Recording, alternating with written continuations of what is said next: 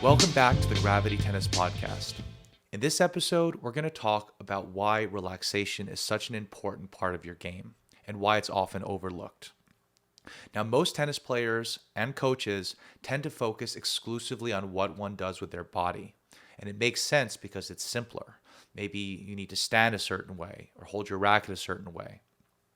And there's also a lot of good information out there. But by focusing exclusively on the body, we neglect the momentum that we naturally generate whenever we're moving. Now, this momentum can either be an asset or a hindrance depending on how it's used, and it's never in between. I want you to think for a moment about some of the best tennis players you've ever seen. Have you ever wondered, how do they make it look so easy?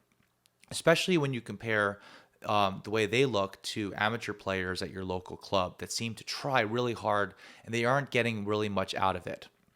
Well, these high-level tennis players don't just make the game look easy, but they've actually found ways to make the game easier, namely by turning their momentum into an advantage and not a hindrance. To illustrate my point, the next time you go out to the tennis court, I want you to try an experiment. Try to swing the racket as fast as you possibly can, and start by using all of your muscular effort to do it. Then take the opposite approach.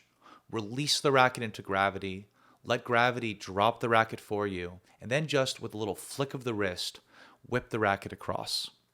You might notice that you're able to swing the racket as fast and maybe even faster than you were when you were using all of your effort. So what's going on?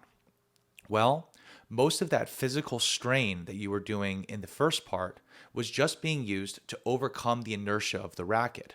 Whereas by releasing the racket into gravity, gravity is doing the initial work of accelerating the racket for me, so that by the time I'm using my own muscular effort, the racket's already in motion and I have a far more efficient swing. Now, this is a lesson that was taken out of the Gravity Tennis course that I am nearly finished with. And if it's something that you're interested in looking into further, I would encourage you to go to gravitytennis.com and put your name on my mailing list, and I will be sending out a free part of the course to everyone on the mailing list, as well as a pretty healthy discount if you want to take the whole thing. If you'd like to support this channel, if you like the information you're getting, make sure that you go to my YouTube page and subscribe and share videos with your friends. As always, thank you for coming to this podcast, and stay loose.